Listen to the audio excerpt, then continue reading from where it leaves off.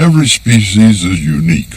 That's what a species is. It's something that isn't like anything else, that can't breed successfully with anything other than its own kind. So there's nothing special about saying that we are unique. But we humans think that we're more unique than that. There are things about us nothing else shares or ever has. I just said it. We think. We think we're unique. We think about the outside world, and we think about ourselves. We think because we have a brain. It's a relatively bigger and better brain than any other animal. In this program, I'll try to find out what it is that makes our brain different, and what else there is that makes us special. We can teach people to talk so other people can learn. Even the big peoples has every day they learn something new. Teachers teach us a lot. Yeah. Teach us how to read. People can read. And what else can? The brain is responsible for everything that makes human beings human. It's responsible for our thought processes, for our flights of genius, for our spoken language, for our speech capacity. Everything that makes humans human is brain-centered. The strange thing is, you can't tell what's special about a human brain just by looking at it. Now, you might think that identifying what makes human brains different ought to be an easy task. You simply look at a human brain and you say, well, there it is, and here's a chimp brain. Look at all the differences. It's a big brain. It's got lots of folds on it. It probably has lots of new things. It turns out it's not such an easy question. It's not easy to really identify what's really unique and what's significantly different in human brains compared to non-human brains. Get ready. Look! The dog is all better. It's more that something seems to have happened that wires the bits of our brains up differently, so the way we think is different. I don't think that the explanation for human differences is that we're smarter. Although, in final analysis, we do think, let's say, is smarter, I don't think that's the key difference. I think the key difference is the ability we have to acquire a language. Отцу и Сыну и Святому Духу, ныне и присно, и во веки веков.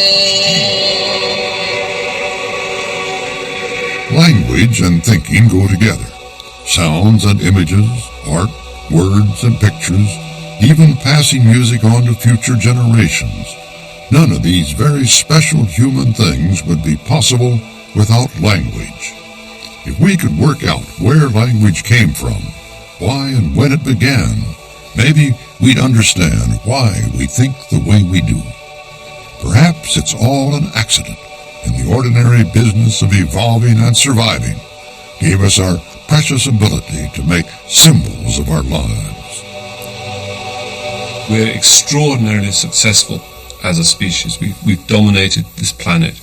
We have patterns of behavior which we don't find in any other animal. The fact that I can sit here and say all these things, the fact that we can go and listen to the plays of Shakespeare, we can listen to music, the fact that we can make great scientific discoveries. These are all things that any objective person would have to say make us very, very different. Circle it for us, please.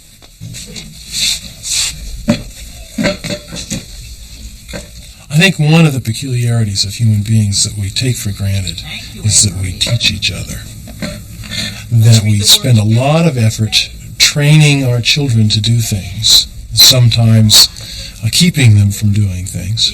But the very process of educating does restructure the brain, generation upon generation, individual upon individual.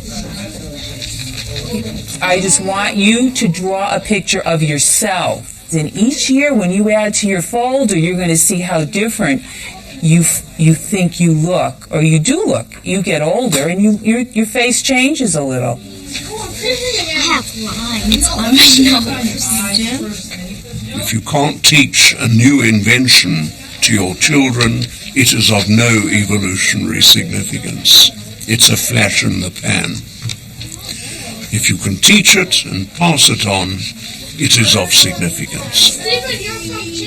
And as culture got more complex, you needed that language to transmit the culture to the offspring. Let's read what we have so far now. Put your fingers on the words as we read, okay?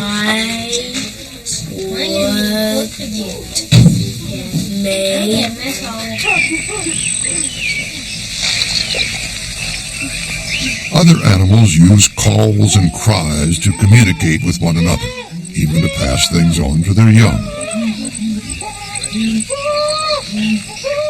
But our language is completely different, much more complicated, and the sounds aren't easy to make.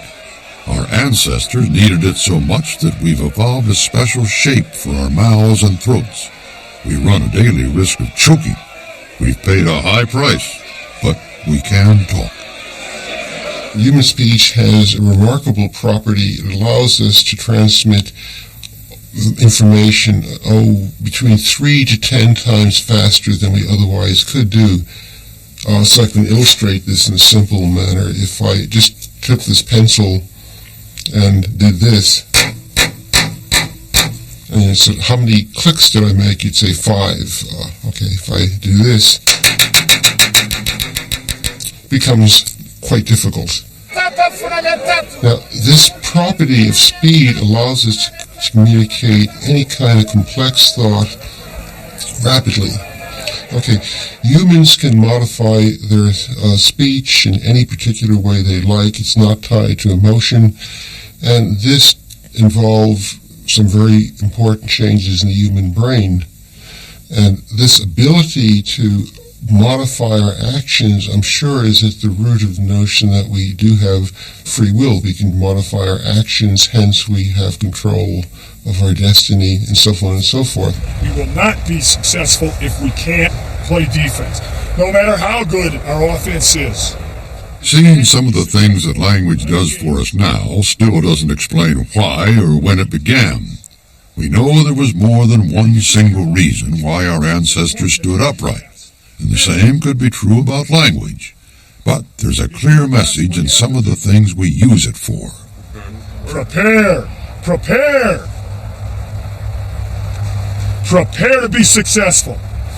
Pro strong. Check with me, 26-27. On one. Ready? Act! We can spread ideas fast to a lot of people, and we can talk to each of those people as individuals, and that's unique. I think it's a remarkable conundrum that we don't find anything like a language in other species. Shouldn't we find that other species have maybe a 20-word vocabulary and a grammar made up of 2-word combinations, maybe 3 or 4 rules? A simple language. The fact that we don't even find simple languages suggests that language is something very different. What does then language do for us that couldn't have been done the way communication is done in other species? And I think the answer to that has something to do with the abstract nature of language meaning, of word meaning. We can talk about things that we could never experience, like our life after death, for example. We can wonder about where we were before we were born, or where we'll be after we die. And we can think about future seasons and things like that. Those are things you can do because the way words mean is different than the way a laugh or a sob or a shriek means what it means, or points to what it points to. We can see language as useful for practicalities, warnings about predators, news about food. But it's more than that. As our ancestors began to live in larger and larger groups, we must have needed ways to communicate with a lot of people, and we needed to work out relationships between individuals. language is a sort of social glue. It breaks barriers, makes friendships, solves disputes, enables us to make plans. Today, language is complicated, but it came to us like everything else to help us survive as groups of creatures out there on the African savanna.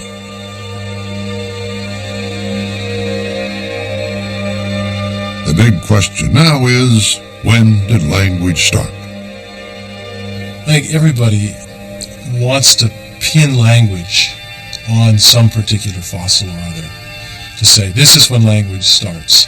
My perspective from the brain, from the inside, so to speak, is to look at that point in brain evolution in which you see a restructuring of the brain in response to the demands that language would have imposed. And it turns out that point is quite ancient. I would place the origins of language-like communication somewhere back around 2 million years before the present. That is somewhere in the range of the fossil specimens we call Homo habilis. The great divide was crossed from animality to humanity when the human line first emerged with Homo habilis. With its brain enlargement, its speech, an entire new dimension entered the universe. And that was a critical difference from Australopithecus, who taught its young the way a chimpanzee teaches its young, the way a gorilla teaches its children. No difference. But Homo habilis and onwards has a new mechanism for coping with the world, coping with survival, for teaching the children. And save the children is really the message of evolution.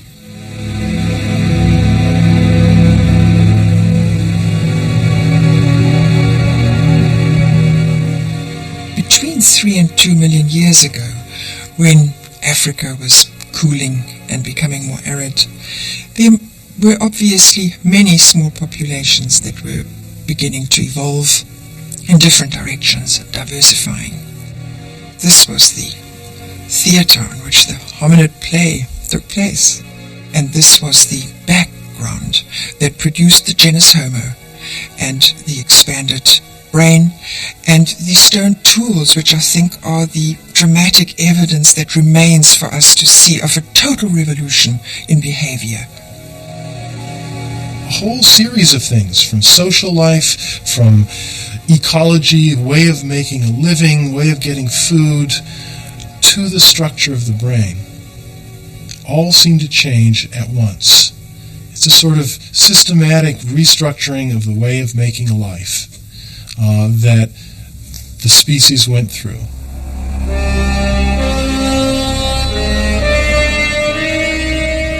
2 and more million years ago, there were several hominid species alive in Africa, and you can't but wonder what effect the development of language in the brain had on which of them succeeded and which failed.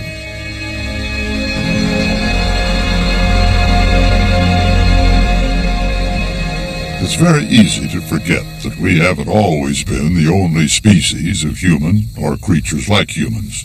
Here in Africa, 1 million years ago or more, there were several species living in different places, doing different things, competing with their surroundings to survive. The one that adapted best won out. I think that the diversity of branches in the human family tree is much greater than we have yet even dared to imagine. And it's only very recently that we've realized that even between 2 and 3 million years ago, there were probably several hominid species around.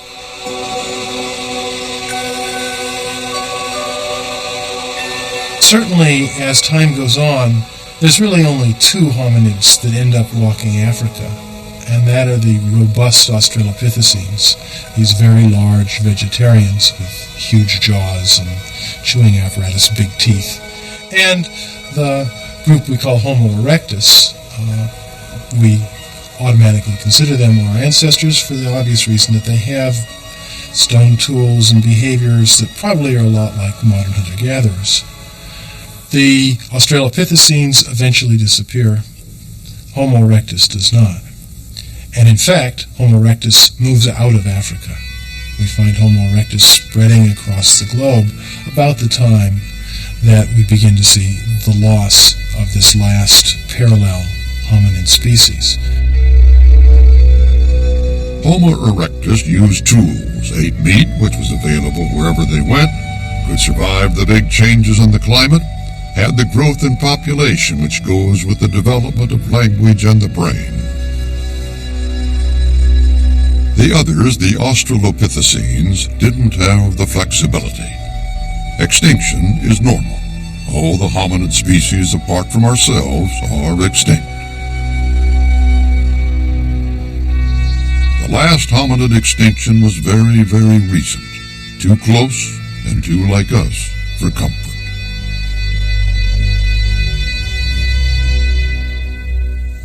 Even as recently as 60,000 years ago, there were two different sorts of humans living side by side in some parts of the world. There were Neanderthals and there were Homo sapiens. In one of the great dramatic turning points in history, the Neanderthals disappeared. They just didn't make it. What problem was it that they didn't solve? That question lies at the heart of one of the biggest debates in this whole area. The Neanderthals and their evolution can be tracked back a long way in Europe. We know there was this earlier species called Homo erectus, and Homo erectus probably began in Africa nearly 2 million years ago. And by about 1 million years ago, erectus had spread out around the old world, probably into Europe, certainly into the Far East, China, Java. And the descendants of erectus in each of those regions began to develop their own characteristics. And the European line, we believe, led to the Neanderthals.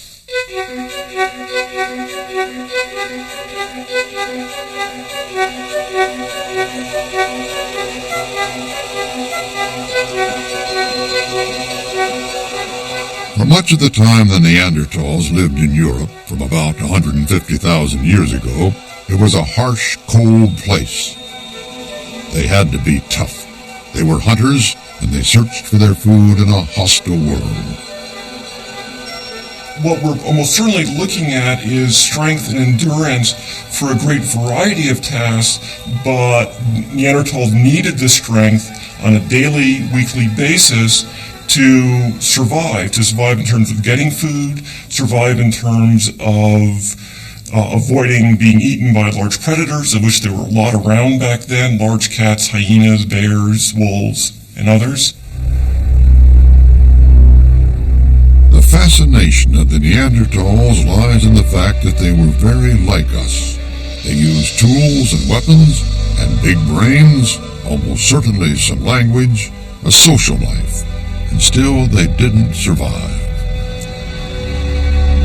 One of the things that we find about Neanderthals is that if we look at the middle of their thigh bones, they're just as strong, if not stronger, than modern humans in a front-to-back direction, but they're much stronger than modern humans in a side-to-side direction.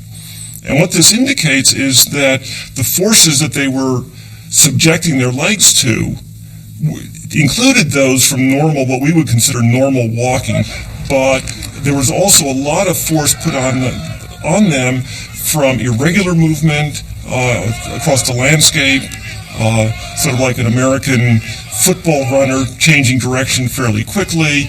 Also, the kind of bracing that you do of your body if you, for example, if you stuck a large animal and you were trying to brace yourself against that from a side-to-side direction.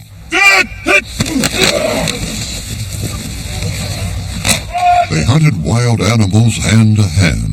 They had to be very strong, and we know from their bones that they suffered exactly the kind of injuries modern humans get from being at close quarters with large animals.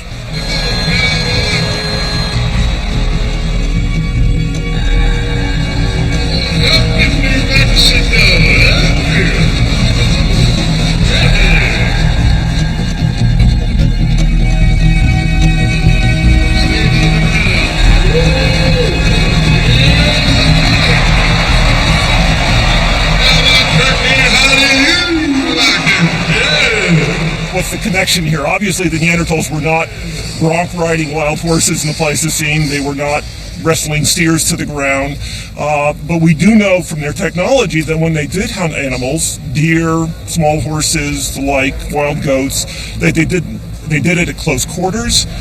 And so what we're looking at is close contact or close encounters of a fairly dangerous kind between Neanderthals and the prey they're going after. And the parallel there is with rodeo riders, especially bulldoggers or steer wrestlers, and others who are being thrown by horses, by bull riding, whatever, where the injuries they're going to get are going to be around the head and neck and landing on their shoulders. I want you to watch this Friends, he came down hard. Watch the fucking horses and EMTs. EMTs be on standby. Neanderthal skeletons show that they often survived their injuries. The bone fractures healed. Someone must have been taking care of the hurt and ill in the community. Hey, you don't think that make them tough in Mexico? The injuries that we see clearly show that they had tight enough social groups that cared for people for long enough periods of time, that they were clearly taking care of each other, that the people mattered to each other as individuals, as members of a social group. Backwards. You're going to lean back and against me. It's going to hurt just a little bit. You ready? I'll bring this up this way. What we have is people caring for each other, something which is also reflected in the fact that they were the first humans to intentionally bury their dead. They buried their dead in very simple graves, probably without any kind of grave goods, but they clearly buried their dead.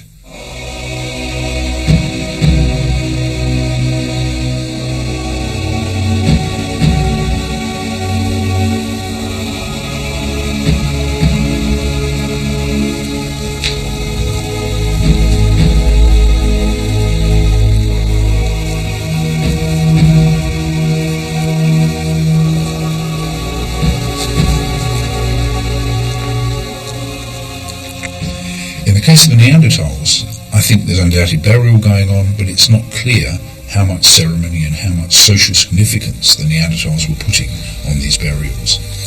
But it does give us at least an idea of the care that the Neanderthals were prepared to put into disposing of their dead, because digging a burial pit in a cave is not an easy matter, and certainly they must have had good reasons to do this socially. So we've got indications here of a real humanity in the Neanderthals, a care for other individuals, and that care indeed seems to extend into their period at death.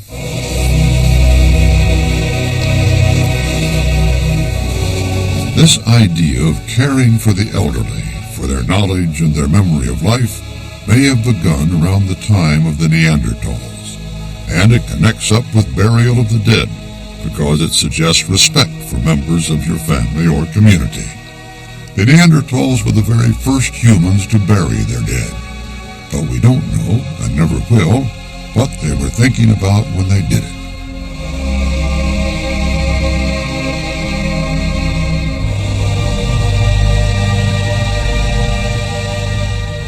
Once you have reflective people, death must be one of the great mysteries. How is it that someone who's living one moment becomes unmoving and dead in the next moment? And where did that go? Where did that quality of life go? It's one of the great mysteries.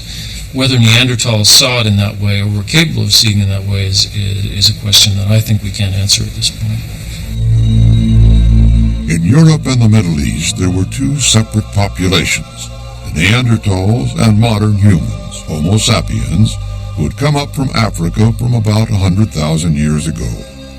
No one knows quite what happened between the two groups of people, but for some reason we Homo sapiens did better. We survived. I wonder what it was about the Neanderthals that led to their extinction. The question can be rephrased not in terms of why did the Neanderthal pattern go extinct, but why was the early modern human pattern so much more successful? Because we know from ecology, from evolutionary studies, that if you have two populations that are competing, it takes a very small difference in their reproductive capabilities, that a very small difference in their demography for one population to replace another in a few thousand years.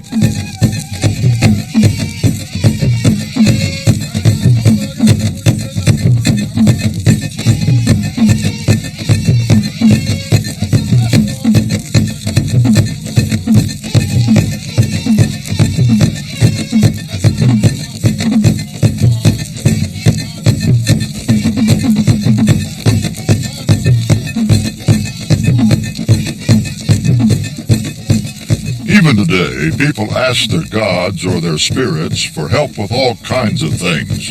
At the heart of their needs is fertility, for their crops, for their livestock, and for themselves. The bottom line of success is fertility. The more babies, the better a species' chances. But you'd still have to explain why one species was better at producing offspring than another. All one would need would be a very, very small difference in the fertility between modern humans and Neanderthals. Say a difference between a breeding pair of Neanderthals producing 2 children and modern humans producing 3 to result in Neanderthal extinction very, very quickly.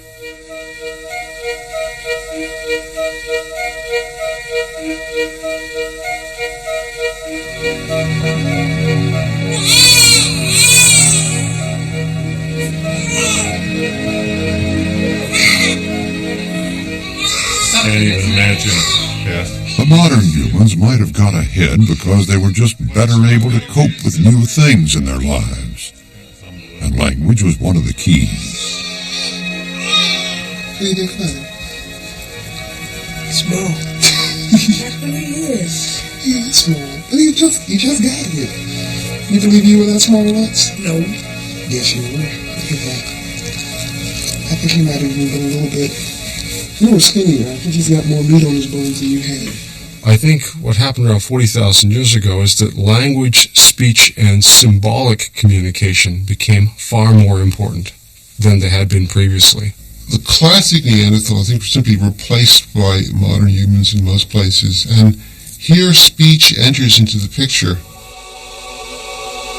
The Neanderthals seem to have had language, but maybe it couldn't do all the things modern humans were capable of.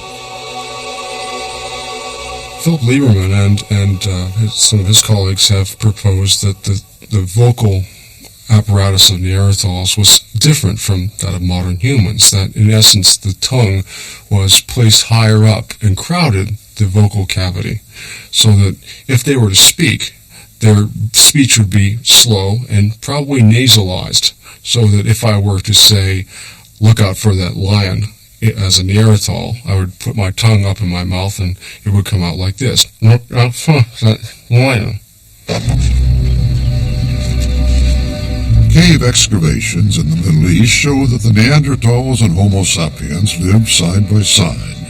They were in the same place at around the same time. What we don't know is what happened when they met. What we do know is that within a few tens of thousands of years, the Neanderthals weren't around anymore. They had been replaced. And the major question is, of course, did they meet each other? Could they speak to each other? Did they replace each other? Did they push each other back and forth? I mean, that's part of the most intriguing part. This is the most intriguing part of the story, but without digging, without finding the evidence, we won't be able to tell it. Were they fighting each other? That may be the case. We have no evidence that they did, and I don't think we can really look back at our own ancestors and say, this is a killer ape that came in and killed the local populations. I think that they probably lived side by side, as many species do and many populations do, but gradually one came to replace the other.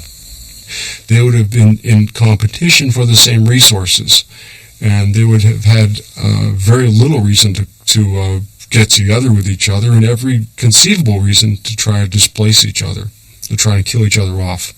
What happens to the Neanderthals is they were colonized out of existence. They were replaced by people coming from someplace else who took over their caves, took over their game, took over their women, and they were gone after a short period of time with the colonists left. It's a sort of British Empire story told in reverse.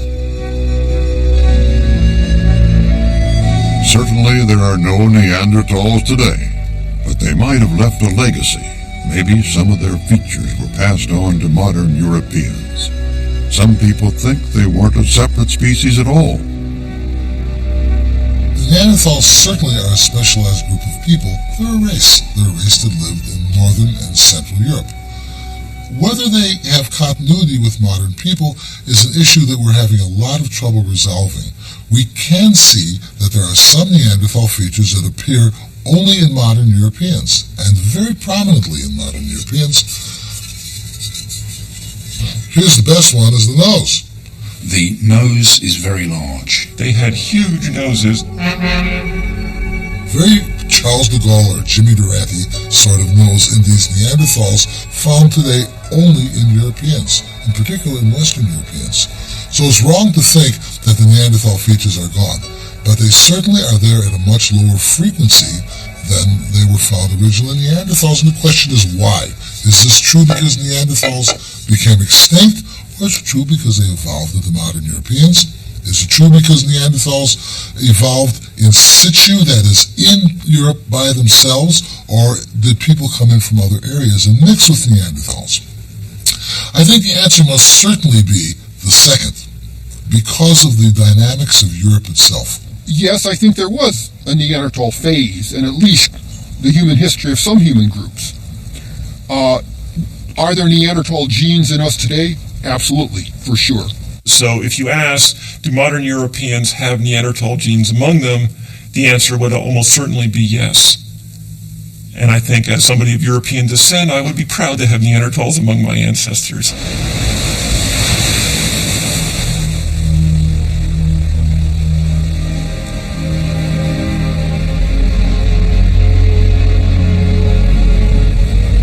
Whether they left genes behind or not, the Neanderthals faded from the scene about 35,000 years ago.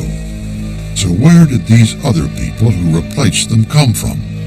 We don't know for sure, but we do know that in a place called Classes, 100,000 years ago, there was a community of modern humans living by the sea in southern Africa. Probably it was people from Africa who moved north.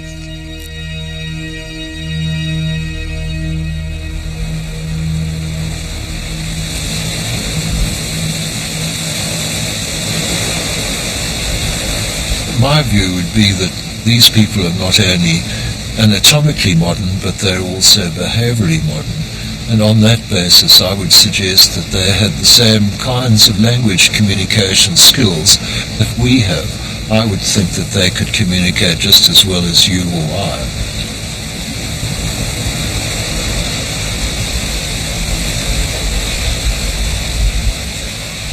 The tools left behind by the people of Classes suggest modern ideas and abilities.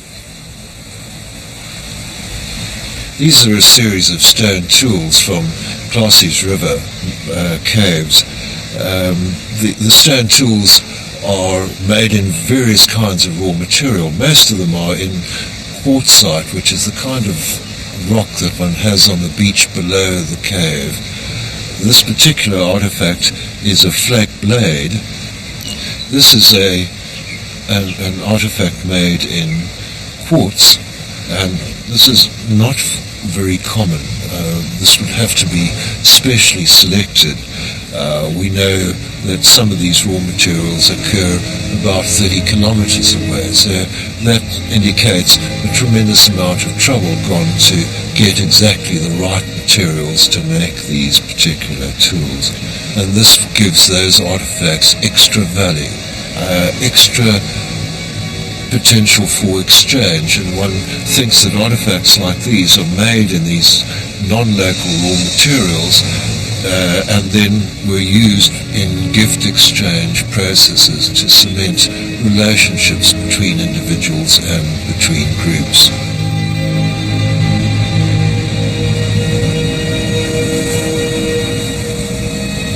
So these objects meant more than just their immediate practical purpose. And this points in a whole new direction.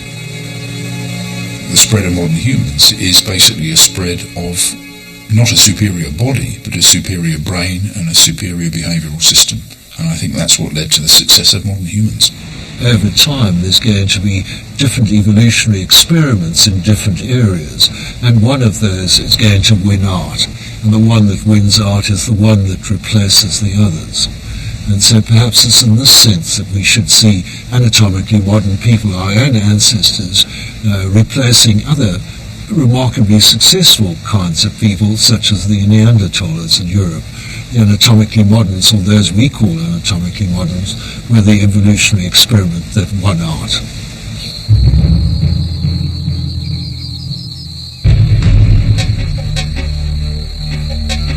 Whatever the reasons, the Neanderthals were replaced by modern human beings, people exactly like us today, who went on to populate the whole world.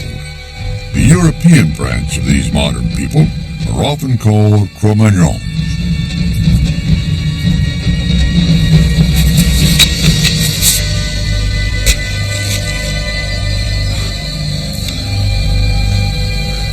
There's more technological change in the first 5,000 years of the Cro-Magnons in Europe than existed in all of previous human evolution on the European continent. From about 30,000 years ago, invention followed on invention. New and better tools, better weapons for hunting, better social organization. The modern Homo sapiens were able to cope with anything. They seem to be adapted for all conditions. What I'm doing now is I'm replicating tools of a kind that began to be made around 40,000 years ago. These are the so-called blades, relatively long, thin, and narrow types of flakes that are struck with a very special kind of technology. Specifically, one uses a sort of punch, sharpened piece of bone or antler like this, and a second piece of bone or hammer in order to concentrate all of the blow from your hammer right onto a very small part of the edge of the core. Because of this, one can strike off repetitively blades that have very, very similar shapes, one after the other after the other.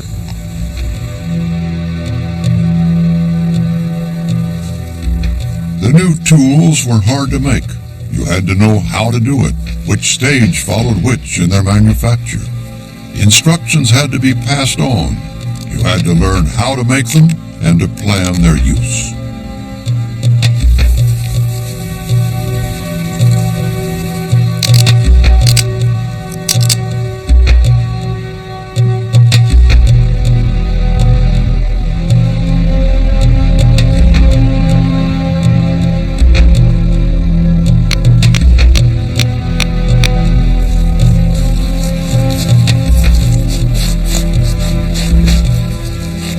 For the first time, tools and weapons related to the part of the world where the people lived. Imagination, design, local needs came into the picture. Things began to happen that aren't so easy to explain in terms of evolution being about solving problems.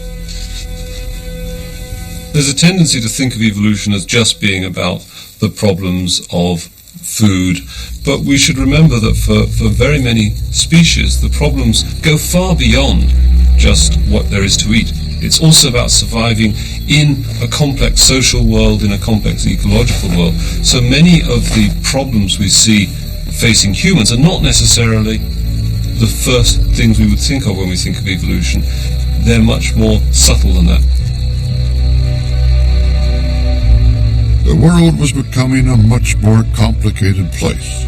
Groups of people and individuals had to work out ways to deal with one another, to give themselves an identity, ideas, and pictures of who they were. This really takes my breath away. To hold an object like this, and to look at this form, and to think that someone in what we now call Europe fashioned it from ivory tens of thousands of years ago. It's just hard to grasp that when someone did this, no one had ever done it before. I'm looking at something made by a person, made by someone perhaps I could talk to, someone basically like me.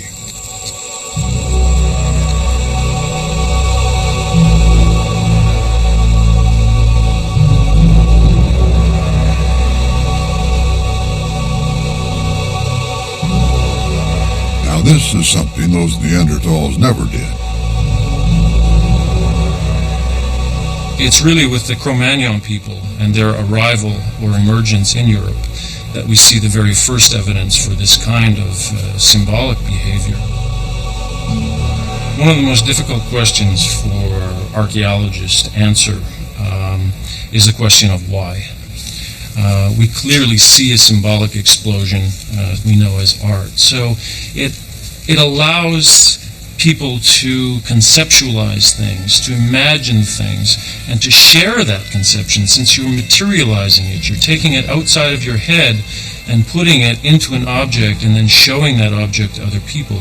It allows you to share ideas and to share inventions and to discuss things.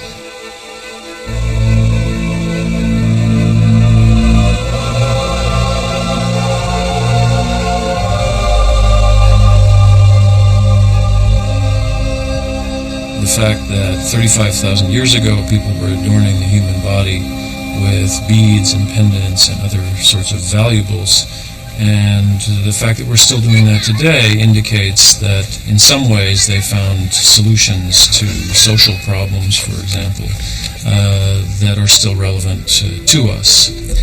You don't have to look very far in the modern world to see people who are expressing their social and personal identity, their political beliefs, and even their social rebellion by the use of personal adornment.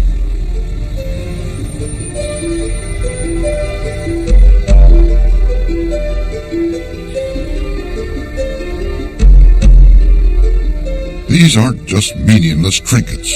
They were made in their hundreds, and they were really important to the people who made them, because any time spent making them was time not spent hunting or dealing with other day-to-day worries. Thanks to experiments like this, it's now known that they take more than an hour each to make. Now you can see that this piece has really begun to take on a different form. It has a stem on one end, and it has a rounded ball, basically, on the other. Now, it's at this point in the process that we're going to execute the whole, that we're going to make a whole.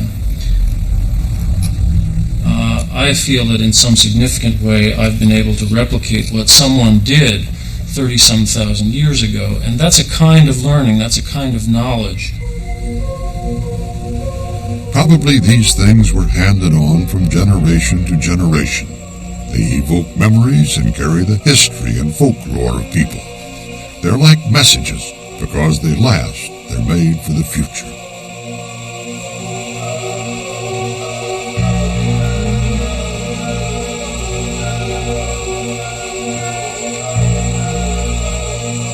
When we begin to see durable arts showing up in Europe, it's beginning to be associated with campsites, areas that seem to be occupied for a longer period of time.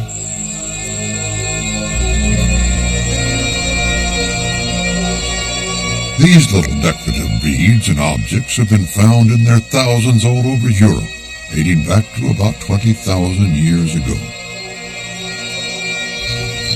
Okay, here we have, in more or less final form, a bead that would be indistinguishable from those that we excavate from sites of this period. But there remains one final part of the process to be accomplished, and that's the process of actually polishing this. And so what we do is to introduce some finely powdered red ochre onto this animal skin, to mix that with water as a medium, and then the process is simply one of working this bead very carefully and thoroughly against this animal skin. This surface in particular is a very nice polished surface now. These tiny pieces of art are part of the same story we began with: the brain, language, communication. One of the things that we know from studying modern humans in anthropology is that personal adornment and the symbolic communication of a social identity is involved in maintaining differences within a society. So in studying this kind of material, we might imagine that what was going on between 40 and 30,000 years ago was the first time in human evolution that we have the internal subdivision of human societies into different categories of persons, of social persons. As a result, our societies can become enormously complex, and there's probably no end to the complexity of human societies, because it doesn't have to depend upon my brain alone. That information is now distributed in the objects of my society, in other people in the society, and in patterns of behavior that we all have engaged in because we've created rules. In a sense, our lives, unlike any other species, are completely embedded in this universe of symbols.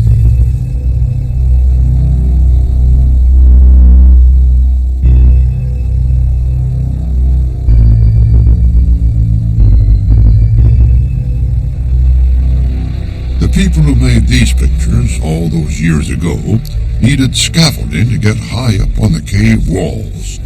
They needed lighting to see what they were doing. They needed to make the paint, mixing ochre with other substances.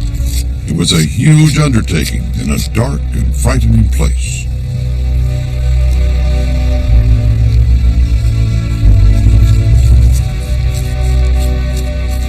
We have to keep in mind that these underground galleries are not the equivalent of our modern art galleries. They are not situations in which people simply walk from room to room and look at the panels.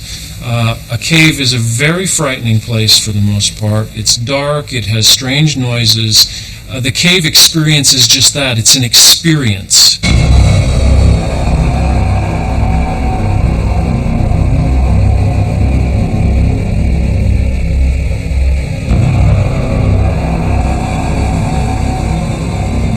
Caves weren't like exhibitions, places to go and admire the work.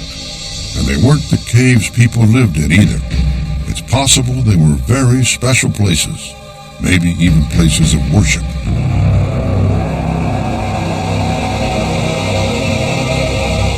I was recently in the cave of Tuc d'Audubert in the French Pyrenees, and at one point there's a ledge. The bottom of the cave is very fine clay, and there's a kind of ledge with a 2-foot precipice on the other side of it. And right at the ledge are the footprints of a 2-year-old child, the bare footprints of a 2-year-old child. And you can actually see the clenching of the toes as this child teetered at the edge of this precipice. A 2-year-old child, 800 meters underground in the darkness, having to have got there by crawling and scrunching his or her way through the tiniest of cavities along with the adults that accompanied it. It gives you some sort of an idea who the visitors were.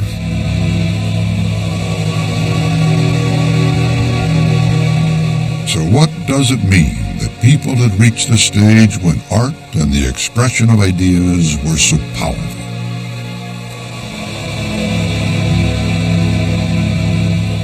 What would you call success in evolution? I mean, are we the ultimate? Almost certainly not. Despite what many people think, evolution is not a perfect little mechanism, perfectly fine-tuning the world. Rather, it's something that's very short-sighted. It says, okay, here's a solution to this problem, and oh dear, now we've got another problem. And I think our whole evolution has been like that we're constantly solving one problem only to find another. And so perhaps our large brains and our technology are just part of that continuous process. Language, ideas, art are all to do with the way we humans have evolved and lived together. We don't yet know what new problems these things have created for us. At least we have a clearer idea about why we are the way we are. We're an ordinary species of animal, but evolution's dealt us some extraordinary cards. We have some pretty clear pictures of some aspects of life in the past.